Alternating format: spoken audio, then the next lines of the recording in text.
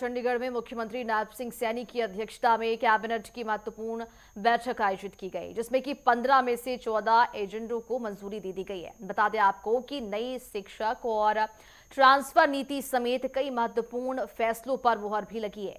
क्या वो महत्वपूर्ण फैसले हैं, इस खास रिपोर्ट में देखिए।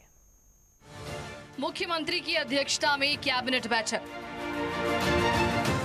15 में से 14 एजेंडों को मिली मंजूरी। चंडीगढ़ में मुख्यमंत्री नायब सिंह सैनी की अध्यक्षता में कैबिनेट बैठक का आयोजन किया गया, जिसमें मुख्यमंत्री नायब सिंह सैनी ने कुल 15 एजेंडा में से 14 एजेंडों को मंजूरी दे दी। इसमें नई मॉडल ऑनलाइन ट्रांसफर पॉलिसी और टीचर्स ट्रांसफर पॉलिसी 2026 को मंजूरी देना भी शामिल है। मंत्रिमंडल की जो बैठक हुई है उसमें 15 एजेंडे रखे गए थे, जिसमें 14 एजेंडे मंजूर हुए हैं। सबसे पहला जो एजेंडा था वो मॉडल ऑनलाइन ट्रांसफर पॉलिसी 2026 और टीचर ट्रांसफर पॉलिसी 2026 को मंजूरी दी गई है। ये नीतियां पंजाब और हरियाणा हाई कोर्ट की टिप्पणियों और अलग अलग स्टेक होल्डर से मिले फीडबैक पर विचार करने के बाद बनाई गई है।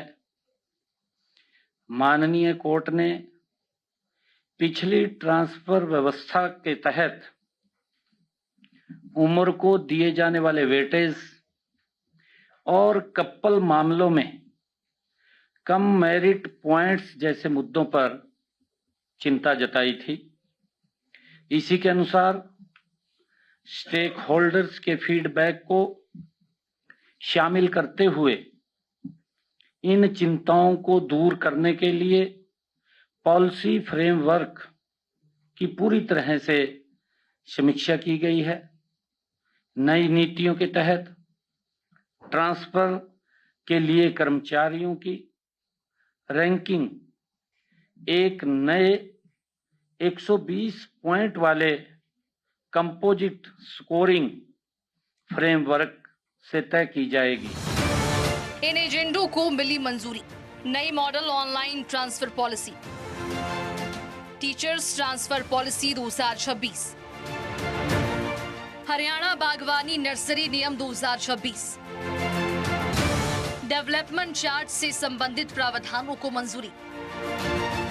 पति पत्नी मामलों में मेरिट अंक में बढ़ोतरी। दयालु एक योजना में महत्वपूर्ण संशोधन।